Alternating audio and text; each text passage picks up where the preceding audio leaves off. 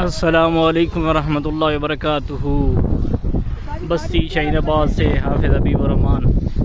मौसम शदीद गड़बड़ हो चुका है, ज़मींदार शदीद परेशान है। हर तरफ ज़मींदार जल्दी में अपने काम को समेट रहा है। माशाल्लाह मलक रशीद साहब, देखें मलक रशीद साहब अपने काम को समेटते हुए। और ये बादल को देखें, ये बारिश लगी हुई है। ये तलागांग की तरफ भी बारिश लगी हुई है। ये बादल हमारे पास बिल्कुल सर के ऊपर बादल गरज रहा है।